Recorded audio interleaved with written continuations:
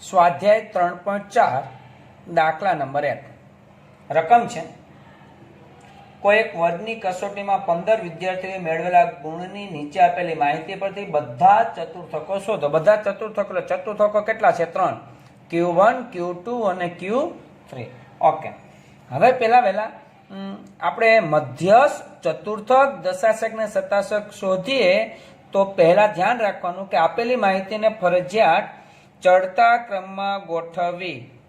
એટલે હું અહીં લખીશ ચડતા ક્રમમાં, તમે ઉતરતા ક્રમમાં પણ લખી શકશો, બરાબર। પણ આપણે બધા ટેવ એક સરખી રાખીશું કે ભાઈ ચડતા ક્રમમાં જ ગોઠવવી, ઉતરતા ક્રમમાં જવાબ એ જ આવશે। ચડતા ક્રમમાં એટલે પહેલા નાની સંખ્યા અને પછી મોટી સંખ્યા થતી જશે। ઓકે, તો આપણે પહેલા નાની સંખ્યાથી સ્ટાર્ટ કરીએ। જે 15 સંખ્યા તમારી સામે ટેક્સ્ટબુકમાં રકમમાં છે એમાં નાનામાં નાની સંખ્યા 0 છે। એના પછી એ 2 દેખાય છે મને, પછી 3, પછી 4 છે પણ 4 2 વખત છે, 4 પછી છે 5, એ પણ 2 વખત દેખાય છે, પછી 6 1 2 અને 3 વખત છે, પછી 7 2 વખત છે, અને પછી 8 એ પણ 2 વખત છે, અને લાસ્ટમાં 9। ચડતા ક્રમમાં ગોઠવાય પછી હંમેશા યાદ રાખવું કે તમારે ગણી લેવાના 1 2 3 4 5 6 7 8 9 10 11 12 13 14 15। ગણવાનું શા માટે કહું છું કે કોઈ એકાદો અવલોકન ભૂલાઈ ગયું નથી ને, કારણ કે ચડતા ક્રમમાં ગોઠવવામાં ઘણી વખત ભૂલાઈ પણ જાય છે, ભૂલાણું નથી એટલા માટે।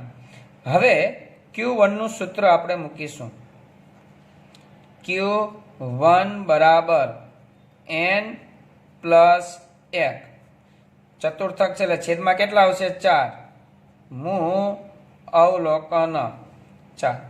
n અહીંયા કેટલા છે? તો અહીંયા n 15 છે, એટલે 15 પ્લસ 1 છેદમાં 4 મૂ અવલોકન 15 ને 1 16, બરાબર। 15 ને 1 16, 16 ભાગ્યા 4 એટલે 4 મૂ અવલોકન 4 મું અવલોકન અને ચોથું અવલોકન ચડતા ક્રમમાં આપણે જે લખ્યા છે ને અહીંયા ગણવાનું, પહેલું, બીજું, ત્રીજું અને ચોથું, ચોગડે 4। તો આપણો આ 4 આપણો જવાબ થાય, Q1 બરાબર 4। હવે Q2 બરાબર, સૂત્ર તો એ જ છે n પ્લસ 1 છેદમાં 4, પણ બીજો ચતુર્થક છે એટલા માટે આપણે 2 મૂકીએ છીએ। ગઈકાલે તમને જે મુકાયો હતો એટલે અહીં જે હતો, જે એટલે 1 હોય તો 1, 2 હોય તો 2, 3 હોય તો 3, અને અહીં 2 છે તો અહીં 2 આવે, મૂ અવલોકન, બરાબર। હવે આ 2 n કેટલા છે અહીંયા? તો n 15 છે, 15 પ્લસ 1 ભાગ્યા 4 મૂ અવલોકન 15 ને 1 16, 16 ભાગ્યા 4 એટલે 4, 4 2 8, બધી પ્રોસેસ એકમાં કરી નાખવાની, 8 મૂ અવલોકન 8મું અવલોકન આપણે ગણવાનું કેવું છે? તો અહીંયા 1 2 3 4 5 6 7 8 6, 8મું અવલોકન 6 છે, તો આપણો બીજો ચતુર્થક Q2 બરાબર 6। પછી હવે Q3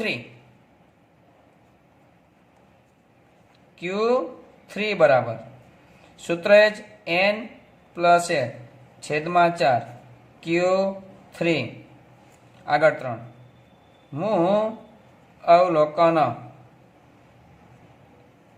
n કેટલા છે અહીંયા? 15 પ્લસ 1 છેદમાં 4 મૂ અવલોકન 15 ને 1 16 ભાગ્યા 4 એટલે 4, 4 3 12, 12 મૂ અવલોકન। હવે 12મું અવલોકન આપણે ગણીશું, બરાબર। 1 2 3 4 5 6 7 8 9 10 11 અને 12, તો Q થશે 7। તો અહીંયા Q3 બરાબર 7। તો 3 ચતુર્થકો આપણે મળી ગયા, એકદમ સહેલું છે।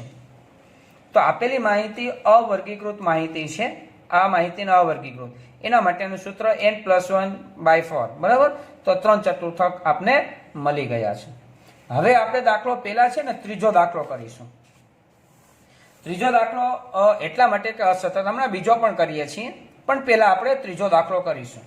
તમારી પાસે ટેક્સ્ટ બુક તમારી હશે, તમે રકમ ખોલીને જોઈ શકો છો કે ત્રીજા દાખલાની રકમ શું છે.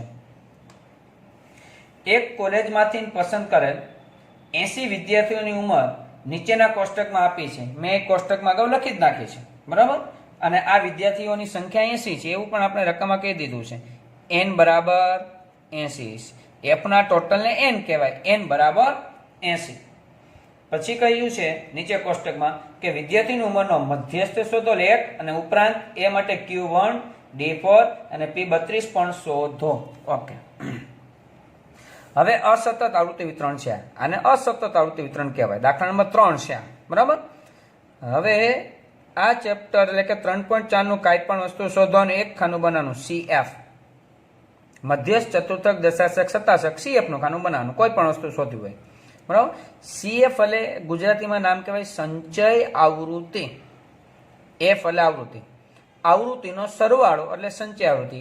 કઈ રીતે હું કહેવા માંગુ, જોવો. 11 ના 11,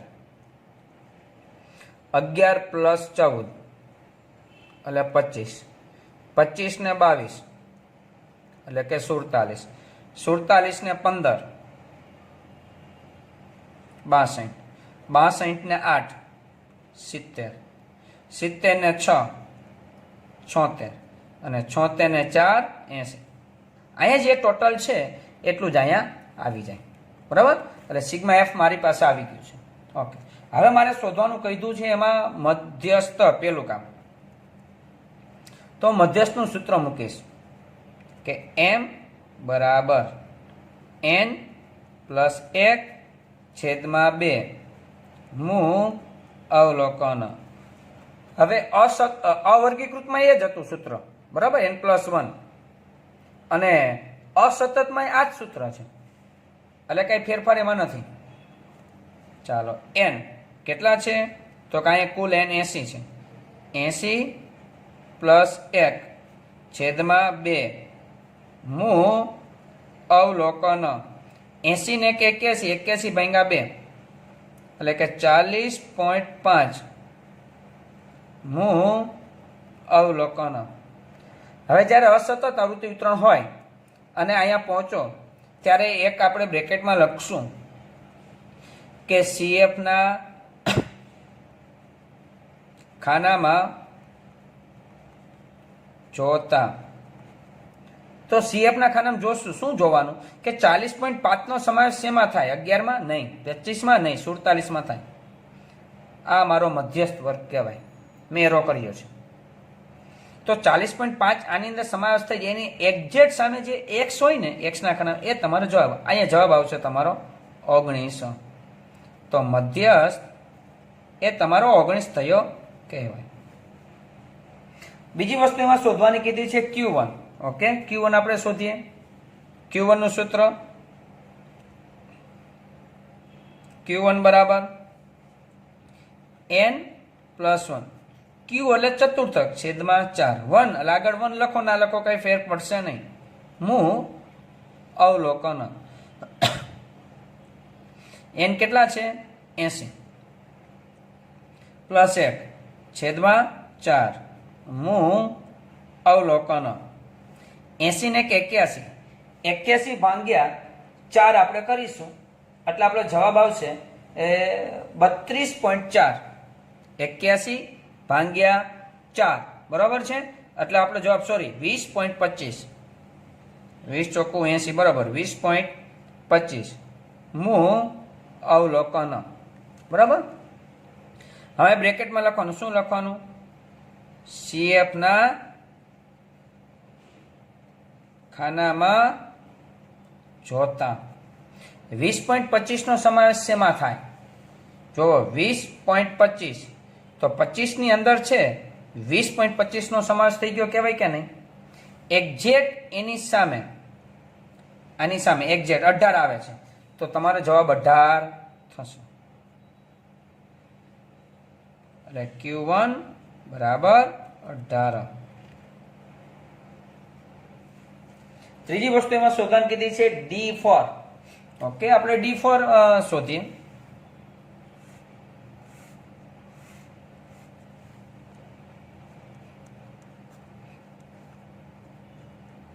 D એટલે દશાંશક, n પ્લસ 1.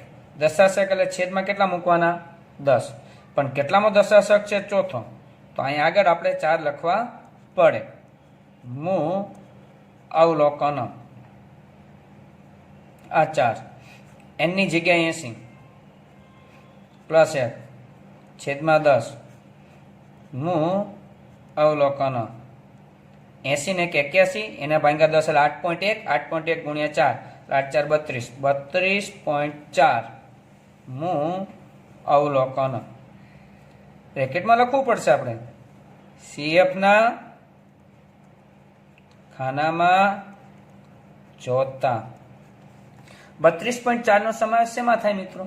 તો કે 47 માં. જો આ રહ્યો 25 માં ના થાય પણ 47 માં થઈ જાય તો એની સામે 19 આવે છે. તો આપણો જવાબ 19. ચિંતા નહીં કરો. ઘણી વખત એમ થાય કે સાહેબ એમ મધ્યસ્થ 19, D4 19 આ થાય. આપણો એ પ્રશ્ન નથી, આપણે તો આન્સર આવે છે. ઓકે, હવે એમાં ચોથી વસ્તુ શોધવા માટે કીધી છે P32. P એટલે સતાંશક, P32 સૂત્ર n પ્લસ 1. હવે સતાંશક એટલે છેદમાં કેટલા આવશે? 100. પણ કેટલામાં સતાંશક? 32માં. એટલે આગળ 32 આવશે. મૂ અવલોકન આ 32. n કેટલા છે અહીંયા? 80 પ્લસ 1 છેદમાં 100 મૂ અવલોકન. 80 ને 81 ભાંગ્યા આપણે 100 અને એને ગુણ્યા 32 કરીશું એટલે આપણો જવાબ આવશે 25.92 મૂ અવલોકન. હવે અહીંયા આપણે લખીશું CF ના ખાનામાં જોતા. હવે અહીંયા થોડુંક ટ્વિસ્ટ છે કહાનીમાં. 25.92 તો એક્ઝેક્ટ 25 દેખાય છે તમને? દેખાય છે ને રકમની અંદર અહીંયા? હવે 25.92 છે એટલે 25 છે એટલા માટે હવે અહીંયા થોડુંક આપણે જુદી રીતે ગણતરી બતાવીશું. કારણ કે આગળના 2 દાખલામાં 3 વસ્તુ આપણે જે શોધી એમાં એવું નહોતું કે એક્ઝેક્ટ આ CF નો જ આંકડો આવતો હોય. અહીં CF નો જ આંકડો આવ્યો 25.92. તો 25 ને 0.92 એટલે એ વધારે છે. તો 25 નો સમાવેશ શેમાં થાય? તો કે 18 માં. બરાબર? 0.92 એટલે એના પછીનું અવલોકન જોવાનું કે 0.92 નો સમાવેશ શેમાં થાય? તો કામાં. અને એને 19. તો હવે અહીં શું કરીશું? ગણતરીમાં થોડોક ફેરફાર જોજો હું શું કરું છું. આ બેને સંધિ છૂટી પાડું છું. હું અહીં લખીશ 25 મૂ અવલોકન જોજો, પછી પ્લસ, પછી 0.92 જુદા પાડું છું. આ 0.92 એને ગુણ્યા મારે અહીંયા સમાવેશ નથી થતો, અહીં કાઉન્સ ખાલી કરું છું. હવે અહીં 25 લખ્યું ને એટલે ફરજિયાત 26મું જ લખવાનું અને એમાં માઇનસ. જો અહીંયા 15 હોત તો અહીંયા 16મું લખાય, અહીં 10 હોત તો અહીંયા 11મું જ આવે. 26મું માઇનસ આ જે 25મું છે ને બાદ થશે. 25મું અવલોકન. ફરીથી 25.92 એટલે 25.92 અલગ કરીએ. આ 25 બાદ થાય પણ એના અગાઉના એક અવલોકન 26મું અવલોકન. હાલો, હવે 25મું અવલોકનનો સમાવેશ શેમાં થાય છે? તો કે એની સામે એક્ઝેક્ટ શું છે? 25મું અવલોકન જે છે એની સામે એક્ઝેક્ટ આપણે જોઈએ તો 18 દેખાય છે. તો અહીંયા પહેલા આવશે 18, પછી પ્લસ 0.92. હવે અહીંયા 26મું અવલોકનનો અને 25મું અવલોકનનો સમાવેશ શેમાં થાય? 26મું અવલોકનનો સમાવેશ આમાં થાય, એની સામે 19 અને 25મું અવલોકનનો સમાવેશ આમાં થાય એટલે એમાં 18. એટલે અહીંયા આપણે લખવું પડશે 26મું અવલોકનનો સમાવેશ થાય એ છે 19 અને 25મું અવલોકનનો સમાવેશ થાય એ છે 18. તો 18 પ્લસ 19 માંથી 18 જાય તો 1, 0.92 અને ગુણ્યા 1 કરો એટલે 0.92 જ આવે. એટલે આપણો જવાબ થશે 18.92 અને એ છે P32. P32 બરાબર 18.92.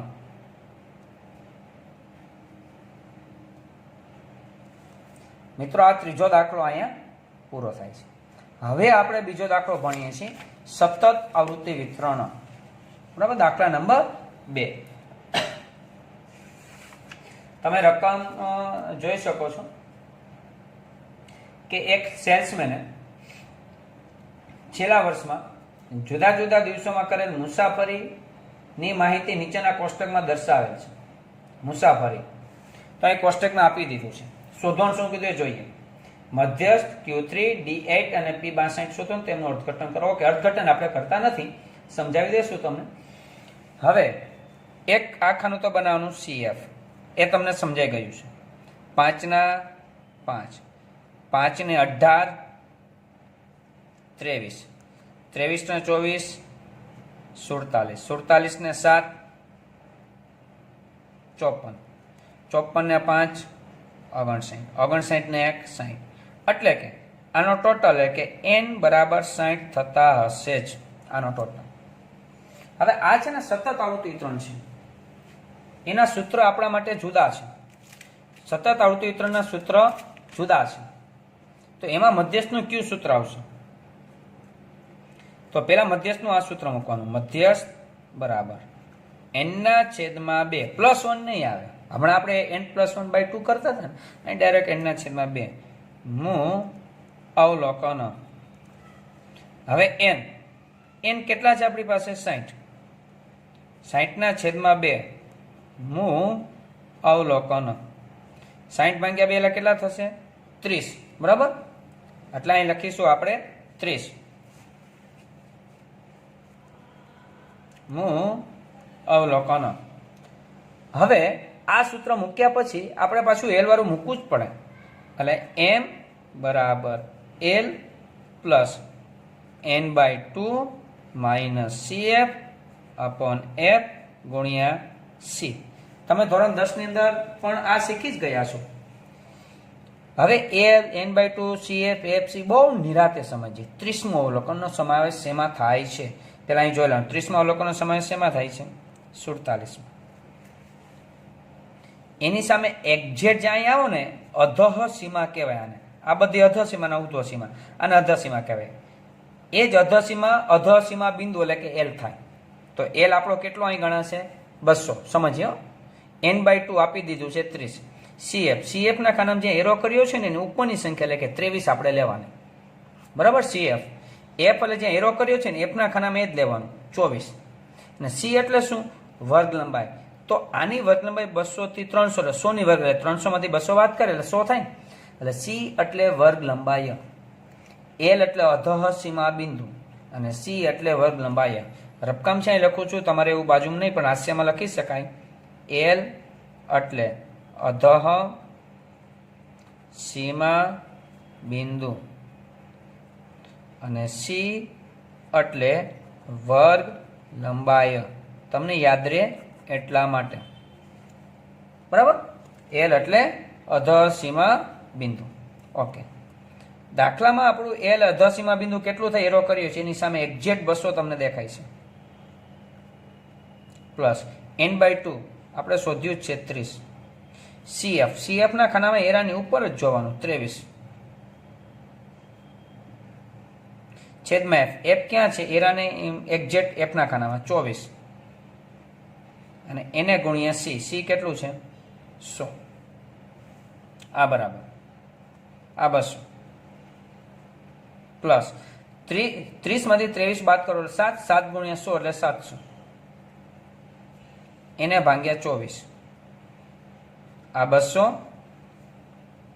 પ્લસ 700 ભાગ્યા 24 આપણે જોઈએ છીએ તો 29.17. બેનો સરવાળો એટલે 229.17 થાય. રકમના પેલા ખાનામાં જોવાનું, કૌંસમાં કે બીજું કઈ છે તો કિમી છે. હવે આપણે આ ટેવ પાડશું કે કિમી. મધ્યસ્થ બરાબર 229.17 કિમી થશે.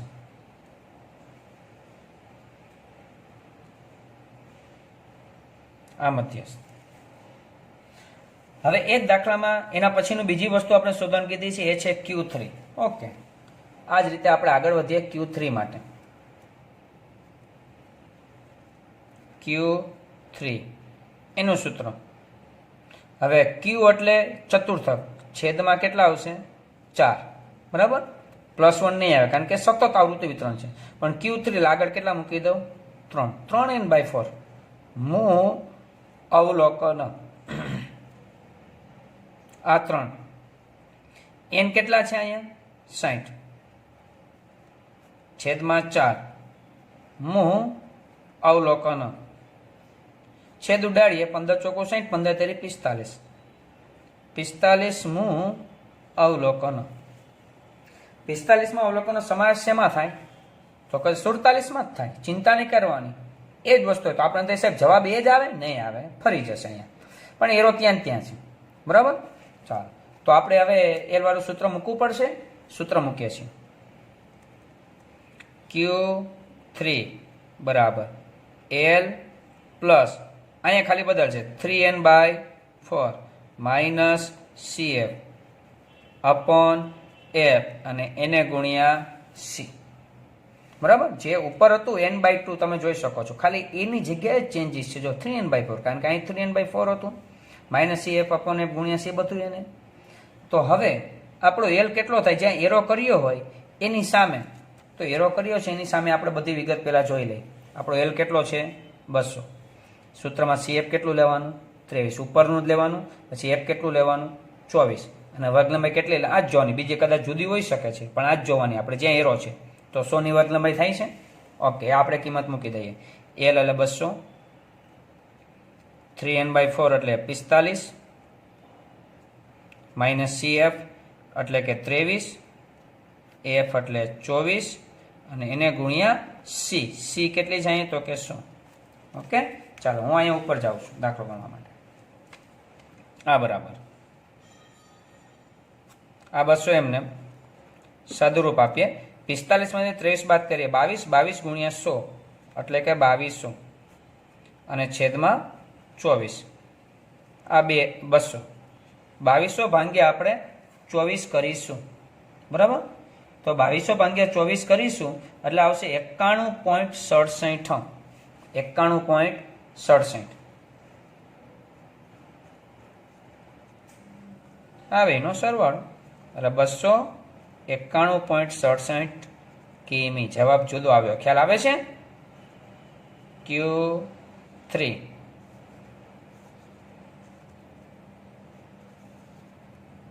હજી એમાં ત્રીજી વસ્તુ શોધવા માટેની કીધી છે, એ પણ ગોતી આપણે. ત્રીજી વસ્તુ એમાં કીધી છે D8. D8 નું સૂત્ર શું થાય?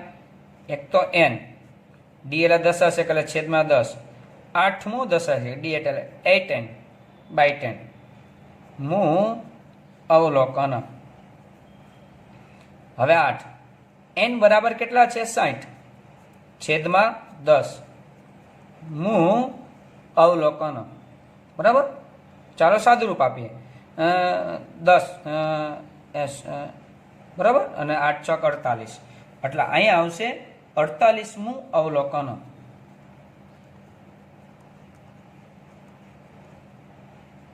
હવે L વાળું આપણે સૂત્ર મૂકવું પડશે D8 માટે. D8 બરાબર L પ્લસ સૂત્ર આવશે 8n/10 minus CF upon F અને એને ગુણ્યા C. બરાબર છે. હવે આ બરાબર L. ચાલો હવે 48ના અવલોકનો સમાવેશ શેમાં થાય? તો કે 54માં. ખ્યાલ આવે છે? 48માં અવલોકનો સમાવેશ 54, 47માં 47, પછી 48માં તો આમાં આવી જાય. તો તમારો L કેટલો થશે? 300. CF એની ઉપરની સંખ્યા એટલે 47. આ જે એરો કરી એની ઉપરની સંખ્યા. F તો કે 7 અને વર્ગ લંબાઈ C 100ની. તો અહીંયા L એટલે 300, 18/10 એટલે 48 માઇનસ CF એટલે 47 છેદમાં F એટલે અહીંયા 7 અને એને ગુણ્યા C. તો C એટલે 100. આ 300. 48 માંથી 47 જાય એટલે 1 ગુણ્યા 100 એટલે 100 અને એને ભાગ્યા 7. આ 300. 100 ભાગ્યા આપણે 7 કરીશું, બરાબર. એટલે આપણે આવશે 14.29 અને એ બેનો સરવાળો એટલે કેટલો થશે? 314.29 કિમી. આ આપણે મળી ગયું D8. હવે તમને ખ્યાલ આવતો જ હશે, સામાન્ય ફેરફાર રહેશે અને જવાબ આપણે મળતો જાય છે. હજી એક એમાં વસ્તુ શોધવા માટે કીધી છે, એ છે P62.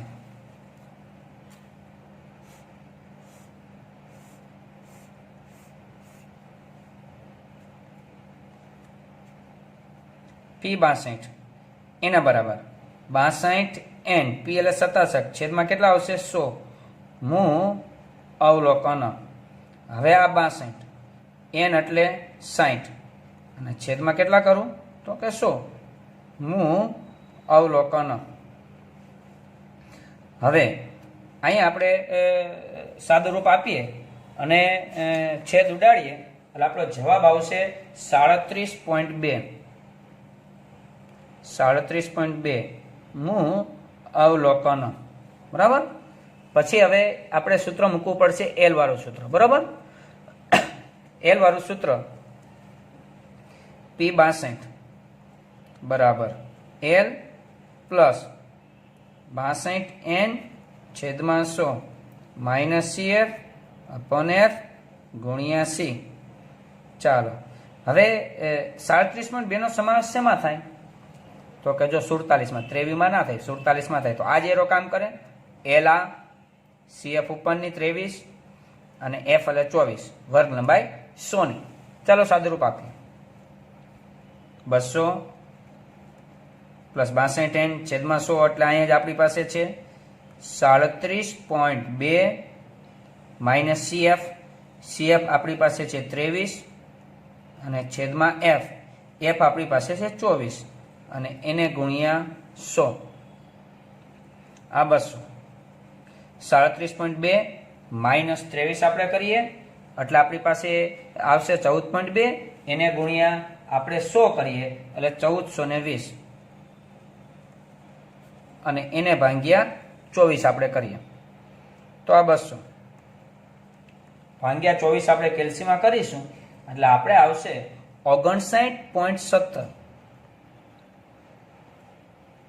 એટલે અહીંયા આવશે 259.17 P62. મિત્રો અહીંયા આપણા આ દાખલા ત્રણેય રીતનો એક એક મેં સમજાવી દીધો છે અને બધી વસ્તુ અહીંયા